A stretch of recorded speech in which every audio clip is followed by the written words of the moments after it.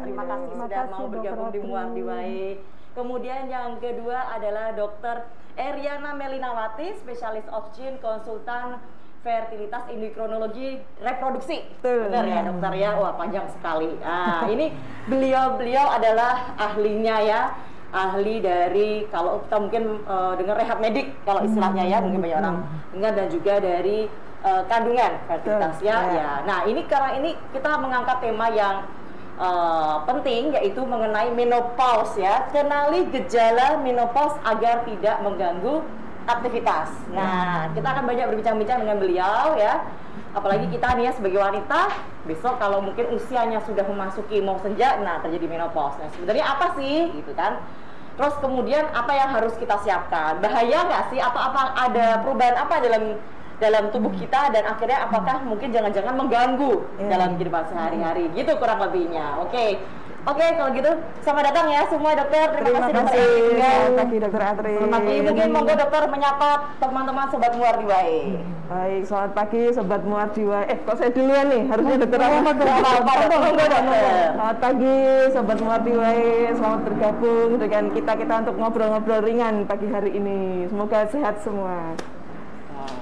Monggo dokter, selamat pagi sobat Muardi semuanya. Salam sehat selalu. Mudah-mudahan kita senantiasa tetap sehat. Masih tetap semangat ya dok ya. Semangat ya, ya, semua ya kita ya di Muardi ini kita tetap melakukan pelayanan ya, pelayanan prima ya, walaupun masih dalam situasi pandemi COVID, tetapi pelayanan yang lain tetap jalan ya dok ya. Jadi jangan takut, tetap untuk datang ke Muardi ya, karena aman ya dok ya, datang ke poliklinik. Ada zona-zonanya sudah. Iya benar sekali, ada zona-zonanya, atau mungkin membutuhkan rawat inap pun juga tidak masalah. Oke. Baik, kita kembali ke tentang topik hari ini, yaitu menopause. Nah mungkin sudah banyak yang sering dengar ya menopause ya. Saya rasa itu juga istilah yang umum di kalangan masyarakat. Tetapi sebenarnya apa sih menopause itu dokter? Mungkin dokter Eri bisa menjelaskan dokter? Baik ya, pertanyaan pertama cukup menggigit. Menopause, oke. Sebenarnya dari kata meno dan pause. Meno itu kan menstruasi nih. Meno menstruasi. Bahasa Italia kalau nggak salah ya, bahasa Latin. Pause, berhenti. Pause. Ya. Jadi berhentinya menstruasi secara menetap. Menetap oleh karena berkurangnya hormon atau zat tertentu yang dihasilkan oleh salah satu pabrik penghasil estrogen di dalam tubuh kita. Itu sebenarnya. Jadi berhenti menstruasi, iya. Karena produksinya juga udah stop ya, dari pabriknya stop gitu ya. Dan ini memang akan dialami oleh seluruh wanita. Jadi sebenarnya ini kan ya proses alamiah ya, proses alamiah yang normal akan dialami oleh semua wanita. Jadi mau dilawan juga nggak bisa, namanya juga proses alamiah. Tetapi kadang-kadang di dalam menuju ke sana prosesnya itu beda-beda nih. Ada yang cepat datangnya, ada yang lambat-lambat, ada yang ada gangguan sampai ya mengganggu aktivitas. Tapi ada juga yang tenang-tenang saja, jadi tidak ada gangguan, tidak merasakan masalah apa-apa gitu. Usia berapa sih dok kita mau menopause itu? Oke, ya ini hal yang banyak ditanyakan dan juga seringkali jadi pertanyaan yang utama gitu ya. Tapi sebenarnya tidak ada patokan khusus ya, karena itu tergantung banyak faktor. Rata-rata di seluruh dunia dari penelitian itu rata-ratanya itu sekitar 51 tahun. 51 Plus minusnya ya bisa sampai 5 tahunan lah gitu. 45 sudah mulai. Kadang-kadang umur 55 masih belum menopause. Ada juga yang seperti itu. Sangat bervariasi oleh karena banyak hal yang mempengaruhi gitu. Nah, jadi itu merupakan proses alami. Jadi setiap orang akan. Jadi nggak usah takut ya dok sebenarnya. Sebenarnya nggak perlu takut ya. Cuman perlu mengetahui itu aja. Mengetahui dan menyiapkan artinya kalau saya kok merasa gini ya, saya harus ngapain nih gitu. Jadi tidak bertanya-tanya, saya kok gini ya, ini rasanya kok jadi nggak enak semuanya ya, terus kanan kiri jadi terganggu. Nah itu yang perlu kita ketahui juga. Jadi akan ada rasa nggak enak juga ya dok ya. Jadi kayak kalau kita mungkin mau mens itu kan katanya PMS itu loh dok. Nah apakah ada keluhan-keluhan seperti itu tuh ada memang? Ya ada yang begitu, tapi ada juga yang mulus-mulus aja. Jadi tidak merasakan apa-apa sama sekali gitu. Jadi sangat bervariasi. Itulah individual variation. Wah, kalau kata Mbak Mary itu individual variation gitu. Iya, Bu. Jadi ada yang mengalami gangguan-gangguan tertentu seperti yang ringan, misalkan cuma kok sering jadi panas nih rasanya, kayak gerah gitu. Gerah, padahal di luar cuaca biasa aja. Ada yang merasa jadi saya cepat capek. Saya kok jadi sering khawatir. Nah, ada juga yang dadanya berdebar-debar nih, macam-macam lah. Ya dok, perubahan hormonal ya dok ya. Betul, prinsipnya karena itu. Oke. Nah, kemudian kalau mungkin dari sudut pandang Dokter Nur Rohmah, ya dok ya. Bagaimana tentang menopause ini dokter? Bisa dijelaskan? Nah, terima kasih Dokter Adrin, Dokter Eri. Ya, menarik sekali topik ini untuk menopause ya. Bagi seorang wanita, tentunya perlahan tapi pasti akan mengalami fase ini. Ya. Kalau kita melihat aspek dari menopause, ada dua hal yang perlu kita cermati. Adalah faktor fisik dan faktor psikis. Di dalam aspek tadi kaitannya karena terjadi adanya penurunan dari hormon estrogen, ya, dan ini sangat berpengaruh. Jadi apakah terutama pada fungsi dari otot-otot skeletal atau ekstraskeletal, tentunya tulang, sendi, otot dan sebagainya. Jadi dengan dari penurunan hormon dari estrogen ini pasti akan salah satunya berpengaruh pada tulang dan sendi. Ya. Estrogen sendiri dia fungsinya adalah untuk melindungi ya dari tulang. Salah satu fungsinya di mana kalau terjadi penurunan tentunya akan juga berpengaruh pada tulang. Jadi kenapa sering kita dapatkan pada wanita yang lanjut usia mudah terjadi osteoporosis atau mungkin terjadi suatu degenerative joint disease seperti osteoarthritis dan lainnya. Aspek fisik yang didapat physically, saya singgung tentang apa bedanya exercise dan aktivitas fisik beda. Physical activity dan activity itu sendiri. Jadi kita yang namanya exercise itu adalah suatu latihan. Jadi karena ini kaitannya kami dari rehab, ya, ini sangat erat. Karena salah satu bisa pada menopause terjadi osteoporosis dan ini tentunya ada latihan-latihan bagaimana kita bisa mencegah atau paling tidak meminimalisir supaya tidak terjadi osteoporosis yang lebih berat gitu. Ada latihannya pada fisik. Jadi contohnya demikian. Kalau orang yang non-activity, dia tidak pernah beraktivitas, pasti akan mudah jatuh dalam keadaan osteoporosis. Ditambah lagi tadi dengan faktor, jadi penurunan dari hormon estrogen akan mempercepat terjadinya osteoporosis pada tulang. Gitu. Jadi osteoporosis itu kan ada dua, yang primer dan sekunder. Ya, jadi di sini kalau primer itu kan terjadi penurunan densitas pada massa tulang, jadi gangguan keseimbangan antara osteoklas dan osteoblast. Yang terusak ini adalah yang membangun tulang. Nah ini penting dalam kita memberikan suatu kaitannya ya dengan exercise ada latihannya. Kemudian yang kalau sekunder, dimana kalau seorang dengan menopause dia didapatkan underlying ya penyakit penyerta lainnya seperti diabetes, hipertensi, penyakit metabolik yang lain, dan mungkin juga akan lebih ya memperberat terjadi osteoporosis itu. Ya, nanti untuk yang fisik mungkin nanti kita bahas lebih lanjut. Kemudian yang ini juga sangat penting adalah faktor psikologik. Di mana pada wanita yang menopause pasti akan sangat berpengaruh untuk faktor psikis. Sulit tidur, ya. Kemudian cemas, ansietas sampai depresi. Ya. Bahkan karena ada gangguan miksi dan sebagainya. Dan ini sangat dan juga emosional. Mana kita dapatkan pada entah yang menopause dia mulai sangat sensitif dan lain sebagainya, emosionalnya mungkin lebih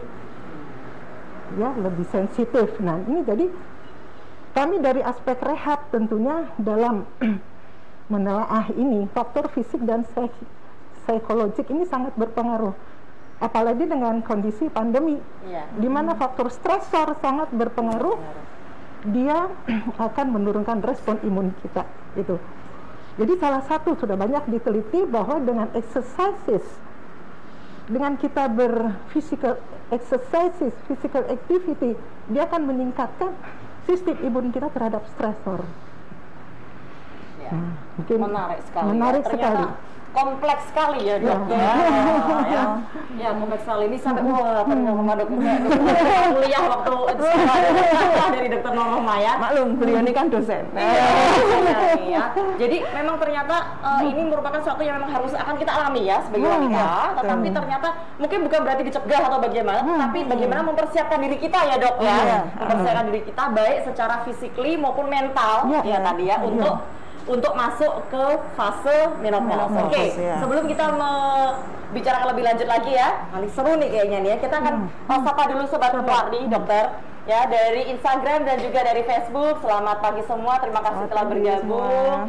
Ya, ini dari Facebook nih ada dari Mbak Lucia ya menyapa kita nih. Selamat pagi, selamat beraktivitas dokter. Terima kasih. Sejati NKRI. Puji syukur kepada Tuhan, sehat dalam penyertaan dan lindungan Tuhan. Amin. Dari Ngabang Landak, Kalimantan Barat hadir.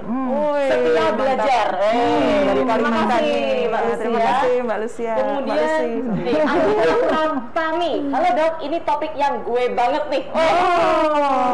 Apakah beliaunya sudah menopause ini Mbak? Mungkin memasuki masa-masa gitu ya. Ya, gue kerasa nanti kayak yang nama dokter Eri bilang dia gerah-gerah tergantung tanggal kalau itu gitu ya. Kemudian dari Instagram juga wah ada banyak yang bergabung juga ya. Oke, ada Mbak Wardani, Ajeng Pratiwi ya. Kemudian ada Mbak Dina Adi Setiawan. Assalamualaikum dokter, salam dari Bidan Konek RSDM. Ini Konek tetap kerja juga nih ya. Teman-temannya dokter Eri nih ya. Ada bergabung ya untuk melihat kita belajar bersama di sini ya. Oh, dari Demak juga sudah ready. Wah, banyak. Biasanya dari luar negeri pun juga ikut menyimak loh dokter ya. Jadi semoga apa yang kita share di sini bermanfaat untuk semua ya. Kalau tidak buat yang sedang nonton juga mungkin buat orang tuanya, teman-temannya juga gitu. Oke, benar dokter. Oke, kita bahas lagi tentang menopause. Jadi saya tadi dokter Eri juga sudah menyinggung ya, karena stop produksi dari pabriknya, kemudian akan ada gangguan hormonal dan lain sebagainya. Usia tadi sekitar 50-an ya dok ya, kurang lebih ya. Walaupun ada yang mungkin lebih cepat, ada yang lebih lambat. Nah, ini dokter mau menanyakan nih, kalau kenapa kok bisa lebih cepat sih menopause itu, atau mungkin ada lambat banget? Nah, jadi bagaimana kalau yang mungkin menopause-nya terlalu awal, lah itu apakah bahaya? Ya, atau mungkin yang malah menopause-nya nanti misalnya ya, saya sudah 55 tahun kok teman-teman saya sudah menopause, kok saya belum ya? Jangan-jangan apa ini saya bahaya ya? Jangan-jangan itu bagaimana dokter? Baiklah. Jadi begini prinsipnya, secara alami menopause itu kan memang produksinya habis tuh. Nah, itu bisa dipengaruhi misalkan secara genetik. Misalkan nih ibunya, budenya atau neneknya dulu menopause pada usia sekian. Nah, rata-rata di keturunan itu usia segitu juga nih rata-rata. Kecuali ada pengaruh yang lain, misalkan dapat terapi radiasi misalkan yang berpengaruh terhadap produksi indung telur atau ovarium. Atau mungkin menjalani operasi yang harus dilakukan pengangkatan kedua indung telur. Nah, itu juga bisa jadi lebih awal. Tapi ada juga yang sampai umur 57 bahkan itu belum menopause juga. Ya, kita nggak tahu secara pasti, tapi yang jelas stok telurnya atau stok hormonnya di dalam tubuh itu masih cukup banyak. Nah, itu yang belum kita tahu, tapi yang jelas pada waktu kecilnya, waktu mudanya ada faktor karena gizi misalkan, itu juga berpengaruh. Jadi gizinya bagus, bagus gitu ya. Atau gini, awal mensnya awal. Jadi gini, misalkan orang yang mensnya umur 12 tahun dibanding dengan yang mensnya umur 10 tahun. Itu akan lebih lambat datang menopause-nya yang umur 10 tahun malahan. Jadi malah yang makin awal mens pertama, malah selesainya juga belakangan. Saya kira malah yang awal duluan awal. Enggak ya, Dok ya? Gitu. Nah, kita nggak tahu kenapa, jangan tanya saya. Yang kenapa? Tahu. Ya, belum tahu sampai sekarang. Jadi seperti itu. Sudah data penelitian ternyata seperti itu ya dok ya. Betul, tapi ya. kalau misalnya terlalu awal ada bahaya nggak sih dok gitu?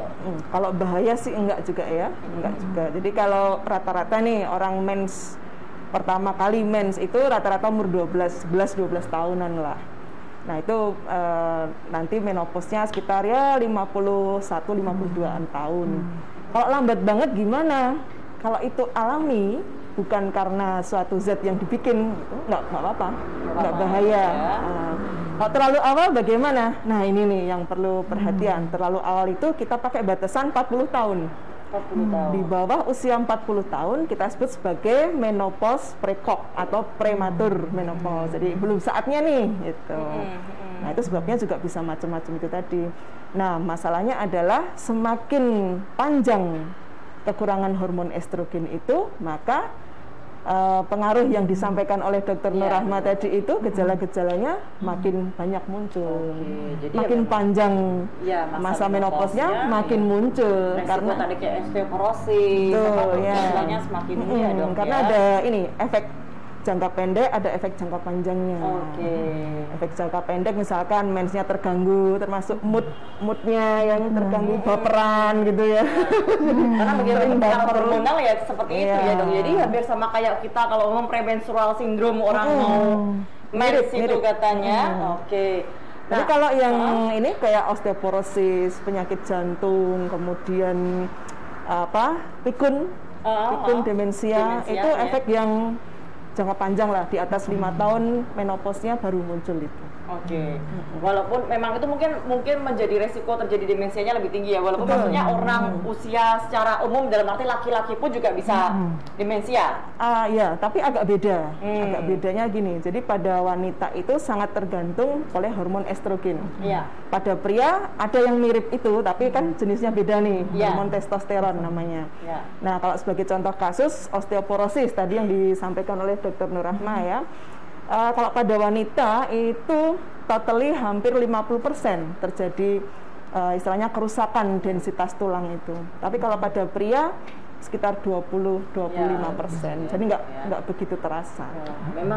Memang kayaknya kita tuh wanita tuh diciptakan hebat sekali ya. Alhamdulillah. Saya rasa segala tempat kita ya, dari kita menjadi seorang ibu, punya anak, melahirkan, kemudian dengan istilahnya hormonal ini ya, istilahnya mengalami menopause, segala fasenya, osteoporosis dan sebagainya, itu bukan tanpa alasan kalau saya rasa. Itu karena memang wanita lebih kuat daripada pria. Tapi yang lebih hebat lagi nih yang menciptakan tentunya. Kita diberi sama yang di atas itu, wah hebat. Oke, ada pertanyaan dokter di Instagram. Baik. Dari mana ini? Ini dari ada Singapura. ini. Farul Nur, salam dari Singapura. Selamat pagi. Semoga sehat selalu. Bagaimana COVID di sana? Aduh, semoga sehat ya. Mudah-mudahan sudah mulai turun, steady. Iya. Oke, terus ada Ibu Haryati Eko. Selamat pagi dokter. Apakah betul kalau sudah menopause badan menjadi cepat lelah? Mungkin dari dokter Eri dulu. Saya dulu ya. Nanti kami dokter. Selamat pagi Ibu Haryati Eko. Kayaknya kenal nih namanya. Berarti Ibu Haryati sudah terkenal banget. Apa betul badan cepat menjadi lelah gitu? Ya, memang beberapa orang merasakan demikian karena salah satu fungsi dari hormon estrogen itu kan ke arah pembuluh darah vaskuler. Jadi ke jantung, yang mensuplai darah gitu. Jadi secara fisik kalau suplai darah, suplai oksigennya berkurang, ya otomatis jadi lebih cepat capek. Satu itu. Yang kedua, moodnya, psikisnya itu jadi udah gini aja cukup gitu ya. Tapi nggak semuanya mengalami itu. Tapi itu tadi tergantung tanggal juga Bu Haryati ya. Tanggalnya tua beda lagi. Nggak cocok aja ini. Agak begitu. Nah, terus ya nih dokter Nurma nyambung ya dok ya. Lelah ya dok ya. Nah, terus bagaimana nih kiat-kiatnya nih ya untuk mengatasi mungkin biar lebih enak. Bagaimana dokter? Jadi saya menambahkan, jadi tadi cardiac output ya, jadi memang akan berpengaruh di otot-otot skeletal, ya kan? Oksigenasi yang kayak otot, pasti akan berpengaruh Jadi otot jadi mudah fatigue, lemah, ya, lelah, ya. Nah, itu karena tadi ya ada faktor dari hormonal dan juga metabolik, gitu ya. Nah, kita bagaimana mengantisipasi itu? Jadi sebetulnya untuk pada usia-usia lanjut, menopause, ya, itu ketahanan fisik. Nah, ya, ketahanan fisik kan tetap harus kita pelihara. Syukur bisa ditingkatkan dan itu ada latihannya. Jadi sebetulnya exercise itu kan ya sudah terprogram dan terstruktur. Wah, menarik ini. Nah, ya. Program terstruktur. Jadi beda sama activity. Kalau kita activity di rumah, kegiatan sehari-hari kita masak, kita nyuci, kita itu sudah kan kegiatan fisik yang rutin kita lakukan, ya, dan sebagainya. Tapi kalau yang namanya suatu exercises yang itu memang sudah ada programnya, ya, yang tadi terstruktur. Nah, bagaimana latihan? Jadi sebetulnya kita kalau berolahraga, berexercise tidak hanya pada usia tua, tapi dewasa muda pun ini tentunya harus kita berexercise. Ya, tentunya beda ya pada dewasa muda dengan yang tua, dewasa tua. Ya, ini kan tuh beda, ya. Tapi kita ada patokannya. Kita memakai FITT. Frekuensi, intensitas, time, dan type. Frekuensi, intensitas, time, type, tipenya. Oh, type, oke. Ya. Jadi kalau kita misalnya seorang dengan bermasalah di sendi dan tulang, olahraganya yang bagaimana? Lututnya sudah mulai kerepet-kerepet, punggungnya sudah mulai sakit, begini tentunya beda. Kalau pada sudah bermasalah di tulang dan sendi, kita memberikan program peregangan, stretching, ditambah dengan latihan pernafasan. Tidak mungkin kita harus lompat-lompat beraerobik ria. Ya. Tapi latihan tetap dianjurkan. Ya, latihan yang bagaimana? Tentu tadi frekuensi. Jadi frekuensi itu per minggu dianjurkan memang 3 sampai 5 kali per minggu. Ya, 3 sampai 5. Itu frekuensi. Ya, itu. Nah, kemudian untuk FITT ya, intensitas tentunya kita memakai 60 sampai 85%. Kita pakai yang moderate gitu ya. Kemudian dalam kita memberikan latihan tentunya ada protokolnya. Memang dianjurkan antara 15 sampai 60 menit. Ya, itu untuk latihan inti. Sebelumnya ada latihan peregangan, pemanasan, kemudian ada pendinginan. Ya. Memang di situ disebutkan, jadi sebelum kita melakukan suatu latihan inti, tentu ada latihan pemanasan, ya, boleh 3 sampai 5 menit. Kemudian latihan inti tadi 15 sampai 60 menit, atau mungkin kalau bisa dimulai 30 menit dulu, ya, sampai 60 menit. Kemudian ada latihan pendinginan untuk relaksasi, itu. Nah, manfaat untuk latihan fisik ini penting sekali. Tidak hanya pada tadi ya usia dewasa muda, tapi juga dewasa tua. Karena ini betul-betul satu tadi mencegah osteoporosis, fleksibilitas, sendinya jadi lebih lentur, dan ini juga pada otot-otot skeletal. Ya, jadi betul-betul ini manfaatnya luar biasa. Sudah banyak penelitian, jurnal-jurnal tentang exercises, ya. Itu ya, untuk jadi latihan fisik tentu kita harus ada exercise. Cuma nanti dalam kita memberikan suatu program, kita lihat kondisi misalnya pasien dengan tadi ada faktor-faktor penyerta yang jadi pemberat, tentunya latihan fisiknya disesuaikan. Ya, atau mungkin dengan duduk pun bisa. Enggak, ya, dengan ada latihan dengan duduk pun bisa. Itu ya. Kemudian tadi kaitannya pada menopause itu adalah fisik dan psikologik. Ini sangat berpengaruh sekali, ya. Jadi kenapa kalau faktor psikologik ini perannya sangat berperan, karena kaitannya tadi seseorang yang dia di mana ya moodnya menurun, ya, ini akan berpengaruh juga pada physically itu. Ya, jadi sangat berpengaruh antara fisik dan psikologik. Dimana kalau dia moodnya baik, dia senang, pasti juga akan meningkatkan. Sekitarnya juga ikut senang. Benar, Bunda. Jadi sebetulnya tip-tip titip pada penting sekali kita dalam membekali persiapan fisik dan psikologis. Gimana misalnya kalau menopause, orang yang misalnya orang tua, ibu dan bapaknya dia sudah ditinggal jauh anak-anaknya, dia merasa kesepian, ya, merasa sendiri. Nah, ini sangat besar pengaruhnya ya pada psikisnya dan juga pada fisik. Akhirnya apa-apa enggak mau. Tapi kalau dia hatinya gembira, dia olahraga, pasti dia akan meningkatkan respon imunnya. Gitu. Dan ini penting apalagi dalam kondisi pandemi seperti ini. Demikian. Ya, jadi ternyata itu ya, tadi yang menarik adalah aktivitas fisik beda juga dengan exercise ya, olahraga itu beda ya dok ya. Jadi nggak boleh alasan misalnya, oh saya udah kerja keras ya toh, pulang capek, oh tadi juga udah olahraga, ternyata beda ya dok ya. Soalnya saya suka begitu dok. Rasanya udah capek ya udah, setelah tadi juga udah jalan banyak gitu kan, tapi ternyata berbeda ya, berbeda. Jadi memang exercise itu memang harus kita istilahnya kita terstruktur dan terprogram, terstruktur dan terprogram, dan nggak nunggu sampai tua baru olahraga. Pokoknya nggak nunggu sakit baru olahraga gitu ya. Jadi pokoknya kita ini syukur masih seger, sehat, masih muda. Syukur mumpung masih muda. Iya benar dok. Udah harus mulai olahraga. Ternyata apapun itu bagaimanapun tetap baik sekali kalau olahraga ya. Ternyata efeknya ke menopause dalam kondisi ini ya, atau untuk kesehatan secara umum semua ya dok ya, dan hatinya jadi happy. Itu yang benar tuh. Gini ceritanya nih, sok tahu. Jadi kalau orang sering olahraga itu ada zat di dalam tubuh namanya endorfin ya ceritanya. Nah itu yang membuat kita jadi lebih happy. Dan itu nular loh pas kita lihat itu. Kalau kita memberikan aura keluar, aura positif itu, sekitarnya juga itu ya. Berpengaruh. Oke, ada pertanyaan nih dokter di Instagram Mbak Veronica Mia. Dok, apakah menstruasi dini juga berpengaruh terhadap menopause dini? Nah, tadi yang sudah disinggung oleh dokter Eri. Dijawab lagi nih. Jawab lagi. Jadi sebenarnya bukan menstruasi dini ya, tetapi menstruasi yang ketahuan nih tontonannya. Tahun berapa ya? Ketahuan juga lahir tahun berapa ya.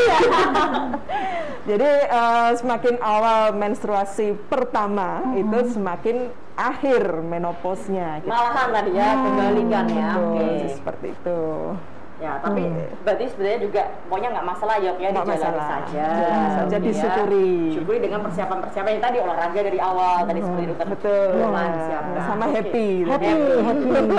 Oke, kita sapa dulu lagi dari Facebook dok. Ada Demak tadi sudah, dari Tanjung Pinang dok. Tanjung juga ada. Magelang, Mbak Indah Sawasari, Purwodadi, Mbak Sri Minarni. Selamat pagi. Ancol, asli nih kayaknya. Apa ini pagi-pagi di Ancol ini? Emang tinggalnya di sana dong. Oke, terus ada dari Lampung. Oh, Reni Lampung, Hongkong hadir. Ini topik yang saya tunggu dok. Terima kasih. Semoga bermanfaat ya Mbak. Dari Boyolali, Mbak Pendi, kemudian Hashimoto Watanabe Sukarso. Waduh. Prakerta hadir karo menyimak piye iki. Mangan mendoan nyegit cengis. Purwokerto Pak Ganjar Pranowo. Medang apa bacanya piye? Oh, enggak tahu ngomongnya piye. Aduh maaf ya bahasa Jawa saya. Ini dari Mbak Prita Mama Fafa. Dok, apakah gejala menopause? Apakah sebelum benar-benar berhenti menstruasi kita mengalami menstruasi tidak teratur beberapa bulan sebelumnya? Nah ini yang mau saya tanyakan. Jadi tadi kan ternyata menopause itu tidak jelas ya dok, tentangnya maksudnya kadang bisa lebih awal atau mungkin nanti. Nah jaga-jaganya kita kira-kira biar kita tahu ini aku masuk menopause apa tidak. Nah, kira-kira ada tanda-tanda apa yang patut kita harus tahu dan kita waspadai gitu dok? Oke, ya. Memang tanda awal nih, tanda Mbak Prita ya. Selamat pagi Mbak Prita. Tanda awalnya adalah itu dimulai dengan menstruasi yang terganggu. Terganggunya ini bisa jadi jarang-jarang atau mungkin 3 bulan nggak datang, nanti datang lagi. Dan biasanya teratur, kok sekarang kayaknya nggak teratur. Gitu. Nah, awal-awal seperti itu. Tapi ada juga yang tipenya langsung berhenti, terus nggak keluar-keluar lagi. Nah, itu secara medis nih ya, secara medis dibuat satu patokan. Kalau udah setahun, 12 bulan berturut-turut nggak datang menstruasi, usianya udah 40 lebih, ya 90% lah bisa kita katakan sebagai menopause. Meskipun sebenarnya ada beberapa pemeriksaan khusus sih kalau untuk memastikan bahwa oh ini benar-benar menopause apa enggak gitu. Jadi yang seperti itu kira-kira perlu datang ke dokter nggak, Dok? Maksudnya wah saya kok nggak mens-mens ya, kan takutnya jangan-jangan saya ada apa-apa nih gitu. Gimana baiknya, Dok? Baiknya ya, jadi sebenarnya merasa terganggu enggak dengan kondisi itu gitu. Tapi harus dipastikan nggak hamil loh ya ini. Mensnya terlambat ternyata hamil, alhamdulillah gitu kan, banyak juga yang pengen hamil. Tapi ya itu tadi kita kalau mau memastikan memang sebaiknya langsung ke ahlinya, ke dokter ya, bisa dokter terdekat atau kalau dekatnya di dekat rumah sakit Dr. Muwardi, monggo silakan ke sini. Dr. Muwardi ada ahlinya nih ya. Paling ketemunya ya teman-teman saya atau mungkin kalau kebetulan dengan saya juga bisa gitu. Tapi kalau itu selama tidak mengganggu dan ya usia memenuhi, gejalanya mirip-mirip ini, orangnya masih happy, aktivitas masih bisa, saya kira tidak masalah. Gitu. Jadi tergantung apakah merasa terganggu atau enggak. Gitu. Mungkin terus kalau misalnya ternyata kok sudah ada tanda-tanda seperti itu, terus kemudian kok lungkrah badannya, nggak fit atau apalah, juga bisa konsultasi ke dokter Nurrohmah nih ya, untuk aktivitas dalam artian exercise apa yang cocok ya. Oke, sebentar dokter, ada lagi dari mana nih? Damayanti Mubarok, Assalamualaikum dok, saya mau tanya, saya nggak menstruasi sudah hampir 2 tahun lebih itu karena efek KB atau menopause ya dok? Dulu KB nggak menstruasi, lepas KB juga nggak menstruasi. Usia sekarang 39 tahun. Terima kasih dokter. Kayaknya ke saya nih ya. Iya. Ya Mbak Damayanti, terima kasih atas pertanyaannya. Jadi memang tidak menstruasi itu bisa disebabkan oleh berbagai faktor ya, tidak hanya karena menopause saja ya, tapi juga ada faktor obat-obatan seperti obat KB misalkan, apapun jenis obatnya, obat minum, obat suntik, kecuali satu yang pakai IUD. Nah, itu enggak mempengaruhi hormon. Nah, kalau sudah memakai KB dalam waktu yang lama, kemungkinan gangguan menstruasinya atau enggak datang ini kemungkinan karena itu, karena obatnya bukan karena menopause. Nah, kemudian kalau sebabnya itu bisa karena pengobatan tertentu nih, misalkan seperti tadi saya bilang kemoterapi mungkin, atau mungkin ada radioterapi karena penyakit tertentu, juga nggak datang dalam waktu tertentu aja, tapi nanti obat yang digunakan atau zat yang digunakan itu dihentikan, beberapa saat muncul lagi nanti menstruasinya secara spontan. Tapi kalau sudah pakai KB suntik misalkan yang lama, ya akan pulih lagi, tetapi dalam waktu yang lama juga gitu. Semakin lama pakai KB, semakin lama kembalinya menstruasi. Jadi ini masih mungkin ada kemungkinan karena efek KB masih ada kemungkinan ya dokter ya. Tapi harus dipastikan. Kalau mau memastikan ya memang harus dicek dulu ya, ada beberapa pemeriksaan oleh jadi dokter bisa, kandungan. Monggo kalau ini mampir ke Muwardi ya dok, kontrol ya dokter ya, kontrol. Kemudian ada beberapa pemeriksaan tadi yang disampaikan oleh dokter Eri, jadi lebih pasti dan mungkin rasa was-wasnya itu jadinya lebih tenang ya, maksudnya penyebabnya karena apa. Oke, ada lagi dari di Instagram Mbak Fairul Nur, dok, apakah Odapus, ini orang dengan lupus ya kayaknya ya, akan mengalami cepat menopause dok? Apakah mengalami cepat menopause ya? Relatif, jadi tidak bisa dijawab ya tidak ini ya. Pada Odapus itu biasanya ada obat-obat yang dikonsumsi, steroid jenisnya. Nah, obat steroid ini berpengaruh tuh terhadap ovarium, indung telur yang menghasilkan estrogen itu tadi. Cuman problemnya adalah kalau konsumsinya dalam waktu yang singkat, dosis yang kecil, nggak masalah, nggak terganggu. Tetapi pada waktu yang jangka panjang, apalagi yang berbulan-bulan, bertahun-tahun bahkan, biasanya ada gangguan itu, tetapi itu kemungkinan besar bukan menopause. Jadi pengaruh dari obat itu tadi. Dari obat ya dok ya. Jadi tidak akan terus menopause itu langsung mungkin juga enggak juga ya dok ya. Oke. Ya, untuk pastinya perlu pengecekan gitu tadi ya. Perlu pengecekan. Oke. Ini sudah. Ini pertanyaan kan kebetulan kok ngelumpuk ini ya. Selamat siang Bu Dokter. Apa pengaruh menopause terhadap kebugaran biar tidak timbul rasa nyeri seluruh tubuh? Monggo Dokter Nurrohmah. Dari Mbak Mulyanto. Ini mungkin bapaknya, mungkin istrinya ya. Pengaruh menopause terhadap kebugaran tubuh ya, biar tidak timbul rasa nyeri seluruh tubuh. Ya, terima kasih Pak Mulyanto. Ya. Jadi tadi dengan menopause itu kan berpengaruh pada tulang, sendi, otot. Ya. Jadi tidak hanya osteoporosis, bisa terjadi osteoartritis, ya juga tadi bermasalah ya.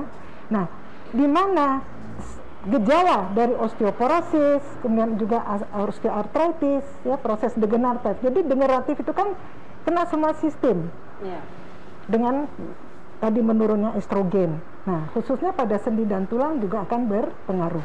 Di mana gejala dari simptom dari osteoporosis, osteoartritis adalah nyeri. Nah, ya.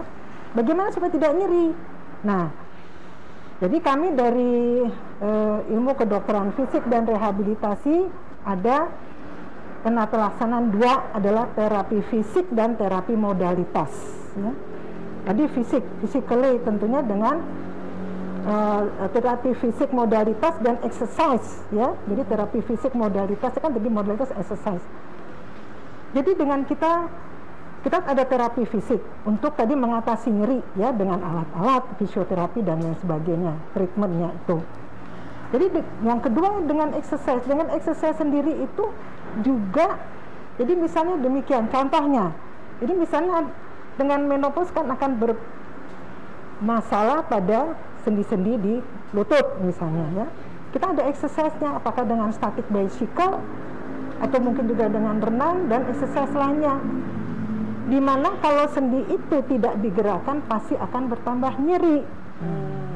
Jadi justru digerakkan ya. Biasanya orang kalau sakit kan takut gitu. Ya, malah harusnya tetap digerakkan. Digerakkan walaupun itu gerakannya pelan atau gentle gitu ya. Jadi memang, jadi kalau pada osteoartritis, osteoporosis dia gejalanya adalah nyeri. Tapi kami di sini kan ada terapi modalitas, terapi fisik yang tadi modalitas dan exercise. Jadi dua-duanya ini harus kita berikan treatmentnya supaya tidak nyeri tadi, ya. Jadi yang penting dalam pemberian treatment nyeri tentu banyak ya, kita melibatkan dari berbagai multidisiplin, tidak hanya sendiri ya, dari bagian orto, dari bagian neuro, dari bagian anestesi. Dalam memberikan treatment nyeri tentu harus dilihat penyebabnya dan bagaimana perjalanannya dan treatment apa yang harus kita berikan. Jadi kembali kalau dari bagian kami itu tadi dengan alat fisioterapi dan dengan exercises.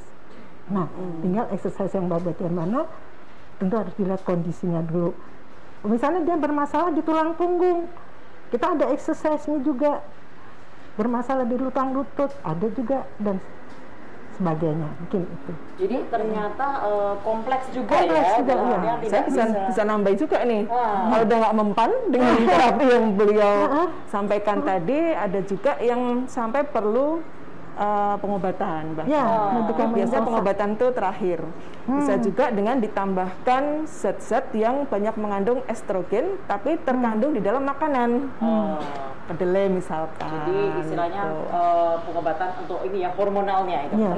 Itu bisa dari makanan atau bahkan ke obat-obatan. Gitu. Saya nambahkan tadi memang medikamentosa ya tetap harus ada.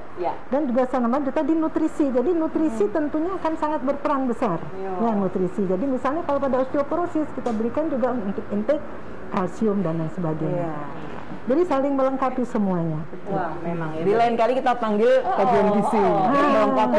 Kompleks ya. Maksudnya tidak sesimpel itu ternyata kita gali lebih jauh lagi ya. Jadi prinsipnya nih ya kalau yang saya tangkap, jadi istilahnya bagaimanapun ya kita jangan tunggu sampai menopause ya. Kita dari muda sebenarnya juga harus hidup yang sehat, olahraga dan sebagainya. Karena harapannya begitu kita nanti menopause mungkin akan lebih smooth gitu ya dok ya, lebih smooth proses transisinya, kemudian istilahnya tidak ya kayak tadi mungkin hormonalnya ada gangguan tapi tidak yang terlalu lebih siap lebih siap baik secara fisik maupun mental lah dia dokter ya. Dan apabila Anda misalnya juga ragu, wah saya ini mulai masuki masa menopause atau tidak ya, mungkin kalau mau datang ke Muardi bisa berkonsultasi ya, mungkin pertama kali misalnya dengan dokter kandungan, dengan dokter Eri ini.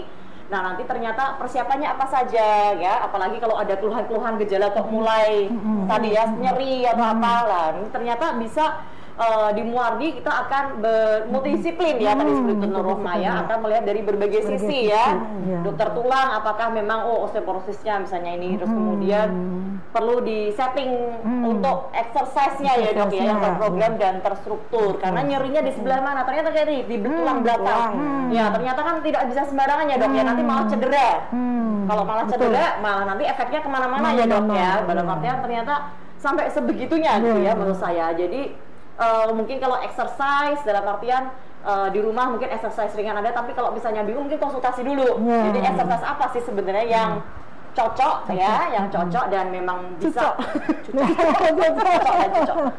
Jadi biar pas gitu benar dokter. Kalau lagi malah cedera loh, maksudnya saya pikir-pikir tadi ya sampai ke tulang belakang dan sebagainya. Takutnya kita kan nggak ngerti loh, pokoknya ginikan aja gitu. Tapi ternyata malah bisa semakin cedera. Itu bahaya juga. Tambahan sedikit lagi. Selain itu tadi kan yang terakhir tuh kita harus bagaimana menjalani menopause dengan yang hidup yang berkualitas. Nah, itu kan masalah happy, masalah seneng itu tadi. Ngapain hidup lama-lama kalau nggak seneng kan? Nah, itu ada tipsnya juga. Misalkan nih, Bunda Nur Rahma misalkan, beliau punya grup kumpul-kumpul, entah itu pengajian, entah ada posyandu lansia, atau suka nyanyi-nyanyi karaoke gitu ya, atau kalau Bunda mungkin lebih banyak mengaji beliau untuk melatih otak juga. Saya tidak dengar, saya kuliner dokter, itu ajak-ajak saya jangan lupa. Itu tadi ya dok, mendukung untuk ini ya dok ya? Iya, jadi merasa berperan untuk sekitarnya.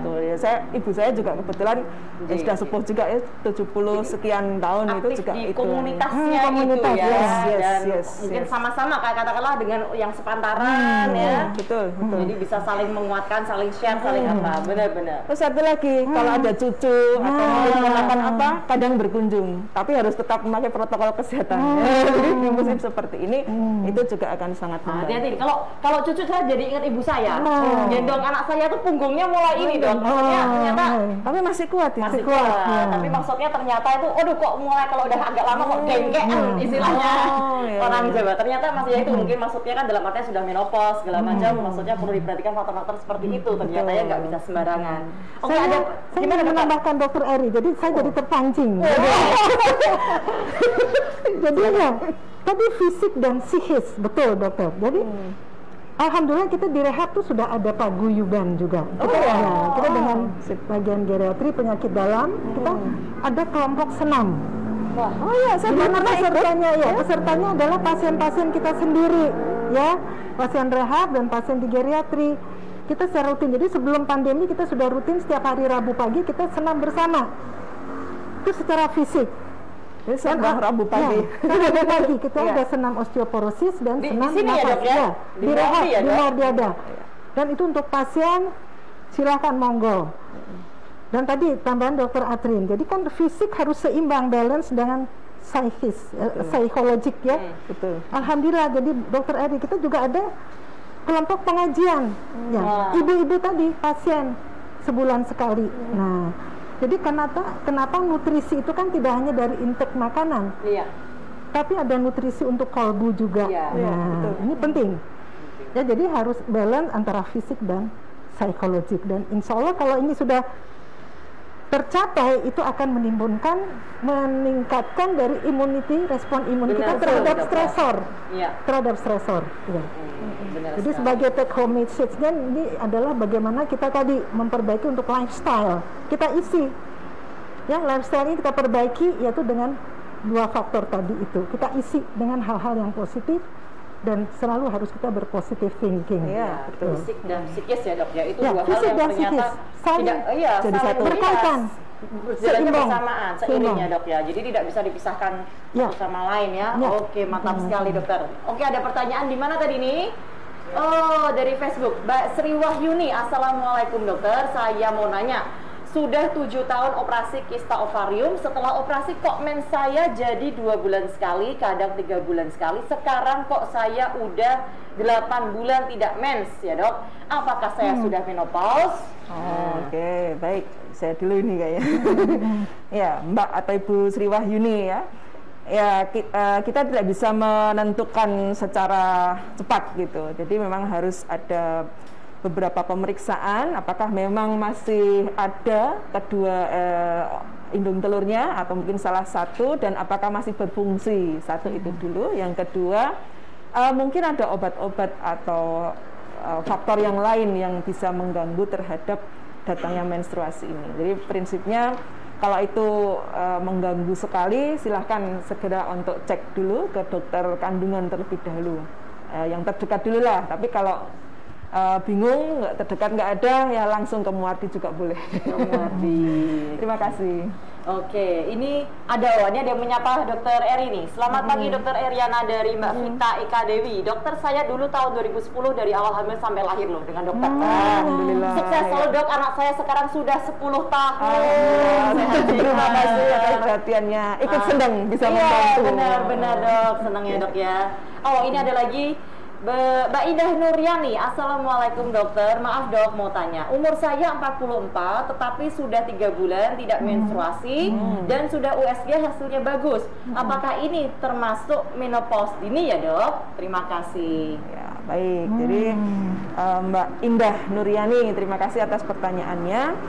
Jadi kalau usia 44 tahun itu kita sebut premenopause. Tapi kalau baru 3 bulan yang tidak datang menstruasi, belum tentu itu menopause. Bisa juga karena tadi beberapa faktor yang mempengaruhi. Jadi sebaiknya ini dites kehamilan dulu ini. Siapa tahu dikaruniai sama Yang Maha Kuasa gitu. Jadi singkirkan dulu apakah ini hamil atau tidak.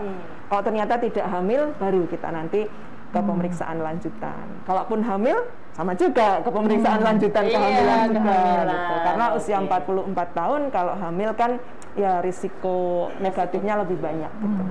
Oke, terima kasih. Nah, ini dari Instagram Ya. dari Mbak Ismurinis. Assalamualaikum, selamat pagi Bu Dokter. Olahraga apa yang tepat? Nah, ini Dokter Nurma nih. Olahraga apa yang tepat dok? Ya. Jadi tadi sedikit banyak udah dibahas ya, tapi mereka kan apa sih yang tepat mereka? Oh begini gitu dong. Aja, misalkan bagi orang yang kayak ibu saya nih, misalkan tulang sudah enggak gitu nyaman, tapi masih bisa nih aktivitas jalan cepat, tapi kalau lari sudah nggak kuat. Nah, kira-kira apa nih? Jadi demikian. Kalau bermasalah, salah satu contoh ya, kalau bermasalah di lutut, berarti ada OA lutut ya. Tentu untuk berdiri kan sudah tidak lincah lagi, tidak balance lagi, susah. Bisa dengan duduk ya. Jadi prinsip tetap kita melatih untuk sendi-sendi, baik pada anggota gerak yang di atas atau anggota gerak di bawah. Ya, sepertinya ada panduan gambarnya ya. Jadi tetap gerakan latihan luas gerak sendi ya, jadi seperti fleksi, ekstensi, dan bisa dengan duduk ya kalau bermasalah di lututnya ya. Kemudian untuk anggota gerak atas tetap kita ada latihannya juga ya, sama ya, latihan dengan luas gerak sendi. Jadi prinsipnya adalah stretching ke peregangan ya, stretching atau peregangan. Ini ada gambarnya di sana ya.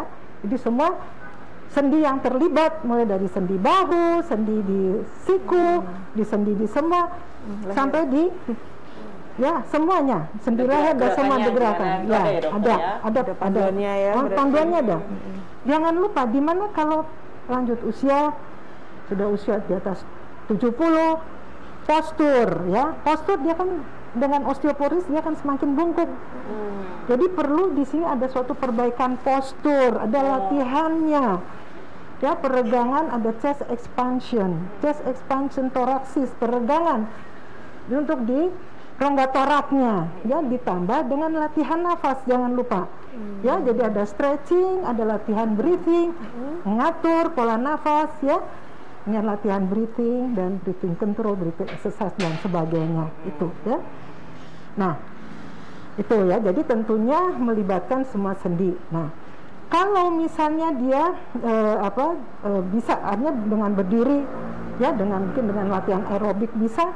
Nah ini ditambah latihannya dengan latihan strengthening itu ya, penguatan ya. Jadi atau tentunya latihan di sini adalah penguatan dari otot-otot. Nah itu juga ada programnya ya. Jadi tentu kita harus memakai tadi intensitas yang bagaimana, tentu kita mulai dari moderate dulu ya. Itu beda kan kalau seorang orang biasa atau mungkin yang sudah lanjut usia atau mungkin dia seorang atlet, tentu beda ya, karena itu jadi kita mulai yang sub dulu itu. Tapi prinsip adalah regangan, pernafasan, dan kita lihat kapan kita bisa melakukan program untuk penguatan, karena penguatan otot juga penting, mungkin demikian ya, dokter. Jadi tetap tergantung dari keadaannya, kondisinya, iya, betul. Mungkin kalau yang wisatawan masih bugar, sehat ya, mungkin senam kayak mau aerobik, gitu sebenarnya juga boleh ya. Kalau misalnya dia bisa loncat-loncat, boleh. Boleh. Tapi tetap yang penting tadi ya, pemanasan, stretching itu harus ya dok ya. Ya, dari 5 menit di depan dan 5 menit di belakang. Nah itu yang suka lupa tuh kadang pendinginan. Orang kadang kalau pemanasan ngikutin, pemanasan. Terus olahraga yang agak kencang, terus pendinginannya kalau saya nge-AC dok. Iya pendinginan, cari AC. Cari kantor gitu loh. Maksudnya, ya kadang kalau saya merasa kayak saya sendiri suka begitu. Maksudnya pendinginan tuh kadang suka lupa, nggak tertib pendinginannya, maksudnya nggak yang ya sudah pokoknya selesai ya, selesai aja pulang gitu. Penting ya sebenarnya ya. Jadi relaksasi ini penting, relaksasi otot ya, di situ akan terjadi. Jadi sangat berpengaruh juga tadi psikologik faktor akan sangat jadi dia lebih nyaman, dia lebih rileks, beda. Jadi memang dari satu penelitian ini sudah banyak tentang exercise dibandingkan orang yang exercise dan not exercise, beda. Terutama dalam respon imun, jauh lebih bagus orang yang bereksersis terhadap stres. Luar biasa. Benar, pendinginan. Kalau saya itu pendinginannya terus langsung ke warung minum cedek, makan gorengan. Udah dingin, ayo pulang. Iya, wah ternyata menarik sekali nih memang ya pembicaraan kita. Oke, ada pertanyaan lagi di Instagram. Instagram apa ya? Instagram ya. Ardian Bayu, dok, apa pengaruh menopause ke kualitas hidup, kualitas hubungan suami istri? Waduh, hubungan seks maksudnya. Ya, bukan hubungan telepon. Fokusnya di akhir-akhir ada pertanyaan pamungkas. Yang berpengalaman dulu. Yang kedua, dua-duanya silakan dulu. Dokter Eri dulu. Jadi ke hubungan seks, ada yang terpengaruh, ada juga yang enggak gitu. Ada yang malah justru meningkat gitu. Tapi secara umum libido itu tergantung dengan estrogen tadi. Jadi kebanyakan menurun keinginannya. Tapi ada juga menurunnya karena nggak pede lagi nih.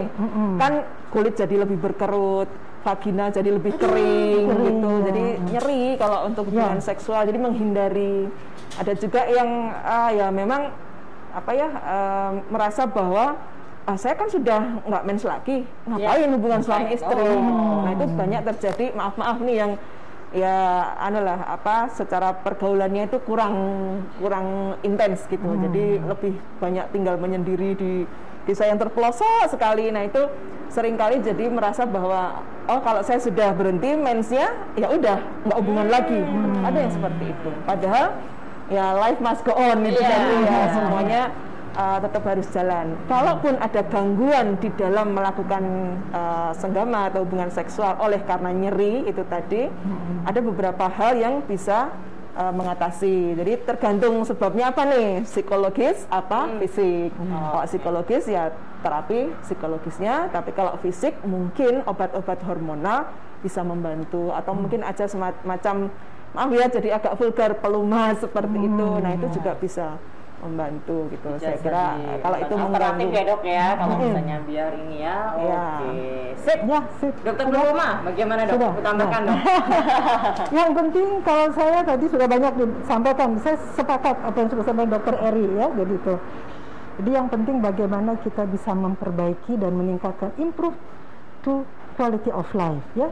Jadi kita isi yang kita sudah menopause, tetap ya kita isi dengan hal-hal yang positif ya, bagaimana kita bisa meningkatkan kualitas hidup kita tadi, tetap semangat, ceria di usia senja. Itu saja. Masih ada waktu kah? Tetap bugar. 2 menit. Mungkin terakhir ya, mungkin pesan-pesan kali ya dari Dokter Nurma juga Dokter Eri ya buat pemirsa di rumah, pemirsa ini kayak siaran TV aja ya. Buat bubar diwai ya, apa terkait dengan menopause, mungkin pesan-pesan singkat yang istilahnya bisa jadi pegangan buat kita semua ya, apa yang harus kita lakukan atau waspadai, atau kita tips-tips apa gitu ya terbaik untuk menghadapi menopause. Bang Dokter Nurma, silahkan dok. kalau dari semua yang kita dapatkan luar biasa ya. Jadi ini semua bagaimana goal yang kita akan capai tadi tentu memperbaiki quality of life, kualitas hidup kita ya. Bagaimana persiapannya baik fisik, psikis, ini sangat penting sekali. Kita isi dengan hal-hal yang positif, harus selalu berpositive thinking. Kita isi dengan kegiatan yang bermanfaat. Orang yang mulia adalah orang yang bermanfaat untuk orang banyak. Walaupun mungkin kita di kampung kita, di lingkungan kita, tapi apa yang kita bisa beri, apapun ya, kebaikan apapun atau mungkin sesuatu yang bisa menyenangkan atau mungkin sangat bermanfaat untuk lingkungan kita. Jadi contohnya kalau saya kaitkan dengan kondisi saat ini, untuk bagaimana kita memberikan suatu tip-tip sesuai dengan protokol kesehatan di lingkungan kita, di rumah, di kampung kita ya, kita isi dengan itu saja sudah luar biasa. Jadi ada manfaatnya itu. Tuh, kemudian yang di lingkungan di rumah sakit demikian juga ya. Jadi ini karena di tempat kami juga sudah rutin tadi sebelum pandemi ini kan untuk olahraga dengan kegiatan ini sangat positif sekali, dan tentunya bisa untuk meningkatkan dari kualitas hidup kita. Tetap ceria ya, kemudian sehat selalu dan bersemangat di dalam kita mengarungi kehidupan ini. Demikian, terima kasih. Mungkin Dokter Eri mau menambahkan, Dokter? Oke, saya cuma 3 kalimat. Yang pertama, menopause adalah proses alami sehingga tetap fit di usia menopause, dan menopause siapa takut.